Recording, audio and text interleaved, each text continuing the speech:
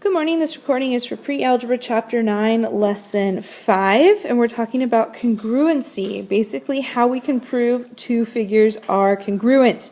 Now, congruent figures have the same shape and size. Some things that look like they might be the same shape and size might only be the same shape, and some things that are only the same shape might be different in size. But for them to be congruent, they have to be exactly the same. And their corresponding parts also have to have equal measure. Two figures are congruent if you can flip, turn, and or slide figures to make them exactly match the other figure. So down here below, now these two figures don't look congruent only because I took a picture of them and it was on a book and a page, and the book kind of folds when it gets down to this, the crevice of the two pages. So it's actually kind of warped. But in fact, these two figures are congruent, and that's because they have the exact same angles and side measures. So we could flip triangle EFD on to the other side so that it lined up perfectly with ACB. All right. So then you can use the tick marks to indicate congruent segments. So segment AB is congruent to ED because they have the same tick marks, right there and right there. All right. So that's that one. Now we could also say that line BC is congruent with ED because they have, or FD because they have the same tick marks. And again, the same with ACEF because they also have the same tick marks as well. We can also look at arc marks. Arc marks. Say it with me. Arc marks. So arc marks work the same way as tick marks in that one arc mark matches where the other arc mark is. So arc mark for angle A is congruent to the arc mark with angle E, therefore angle A and angle E are congruent, like so. All right? And you're going to have to be able to write statements like this and whatnot, so make sure that you can do it. So again, other arc marks that we could take a look at would be like the arc marks on angle B match the arc marks on angle D. Excuse me. So there we go. That's how we know that angle B is congruent to angle D. And then, of course, we can do the same thing with the arc marks on angle C, which match the arc marks on angle F. So again, it's just like tick marks, okay? All right, so those are the corresponding parts. And again, we can do it based off the corresponding parts of angles and the corresponding lengths of the triangles or lengths of the figures, okay? So again, you can do it based on angles and based on side lengths. All right, so next up, pay attention to the tick marks and the angle arcs, the arc marks, and there we go. Okay, so just again, those are the same. Okay, so we need to identify congruent parts. When a problem gives you information like below, the order of the vertices matters. So I have a triangle, AMN, and it is congruent to triangle ABC. That is how you read it. So the thing is that order matters, that angle A and angle A are congruent, angle M and angle B are congruent, and angle N and angle C are congruent. And actually, I can go ahead and draw you what this was supposed to be without actually even having to assume, other than we know that AMB is congruent to ABC. So there it is. So we know that angle A and angle A are congruent. All right, because they actually happen to be the same angles. And if you were to look at these as not as triangles, but just as an angle created by two straight lines, like here and here, you would know that this angle and this angle are in fact congruent because they are vertical angles. All right, so that's how we know that angle A and angle A work out. All right, now if we didn't have the diagram, we wouldn't know this for sure, okay? So let's go ahead and look at the next one. Angle M and angle B work together. So if we go ahead and look, we can look at congruent angles. And we already know angle A is congruent to angle A because we just talked about how the fact that they're vertical angles. And we know that the measure of angle M is congruent to measure of angle B. Now, you probably could not assume this just from the diagram, other than the fact that the way these vertices are listed actually gives you a hint to what is congruent. And again, we can assume that the angle of measure N and the angle of or the measure of angle N is congruent to the measure of angle C because they tell us by the order, all right? All right, so now let's go ahead and talk about the sides. So, and there's other ways, obviously, to write these angles. And so you can write angle A as angle CAB is congruent to angle NAM.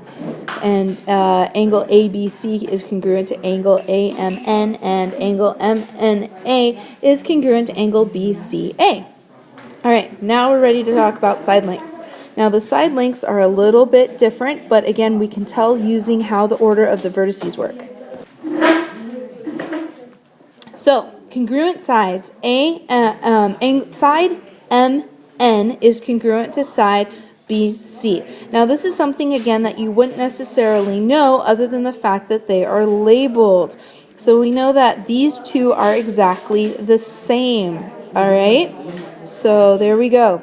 And they are the same based on the measure lengths. They're also the same based on the fact that they are right next to each other in the order. Side MN is congruent to side BC. All right? So that's how that one works. All right. So then we also know about NA and CA because of how they are lined up with the vertices. So that's NA and CA. And they work out also because of the vertice length. I actually didn't know about MN, and I highlighted the wrong thing back here a little bit ago. So there we go. So the highlighting right there was incorrect. It's actually this length and this length that get highlighted together. All right? So there we go. Whoops. And of course, I backtracked all the way through this just to have it delete. So again, we have MN is congruent to CB, and we know that again because of their being right next to each other, right there.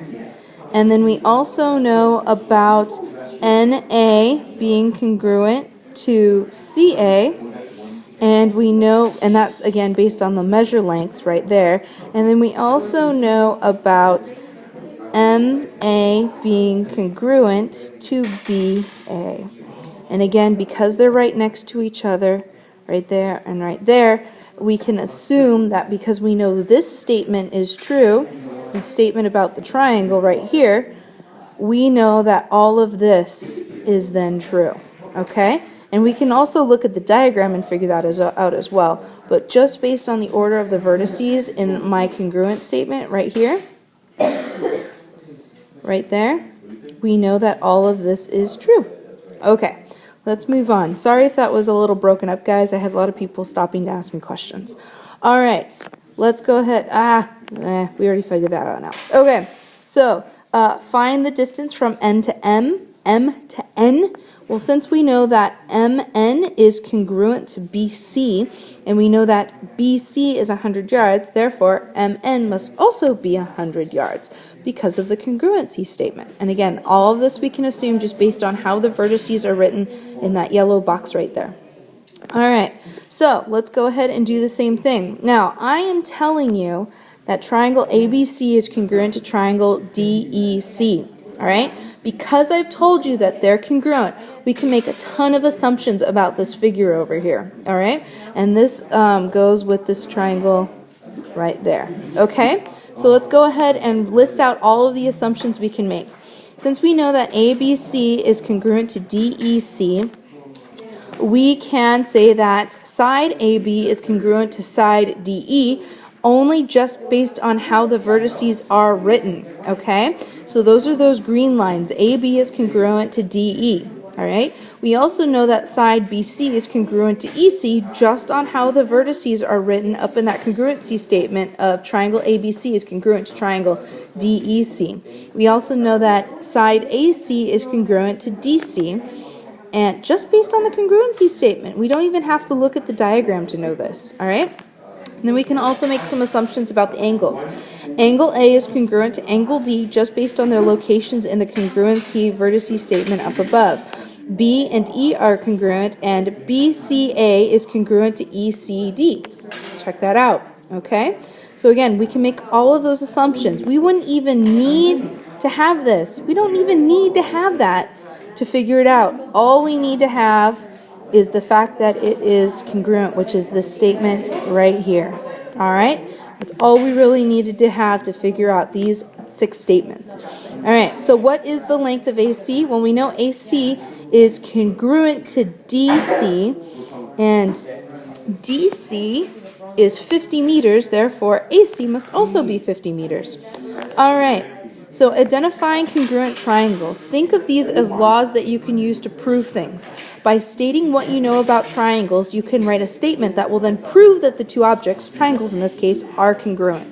So we use corresponding parts of triangles to identify congruent triangles. Below are the three ways that show that two triangles are congruent. So two triangles are congruent if all of the side lengths are exactly the same. So use, in this case, the tick marks. So one tick mark, those two sides are congruent.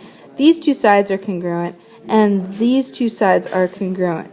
All right, just based on tick marks. So if all 3 sides of one triangle are the exact same length as the other 3 sides of the other triangle, we can say that these two triangles are in fact congruent. All right, the next one we have is side, angle, side. And the side and the angle on the other side have to be congruent. So it's kind of like an angle sandwich. All right. If we have an angle sandwich with sides, that means that we have two congruent triangles. All right, but again, they must be adjacent. The same with angle, side, angle. In this case, we have a side sandwich with angles on as the bread, right? And they have to be adjacent for the two triangles to be congruent. All right. So what we're going to do is we're going to make a list of all of the things we know about the triangles and figure out which law from this slide works to say that the two triangles are congruent on this side. So let's work on the first triangle. The two triangles are A. So again, the two triangles, we have triangle NMO and PRQ, and they have tick marks. So what do we know about these two triangles? We know that side MN and PR are congruent because they have the same tick marks. All right? It means that those two sides are congruent to each other.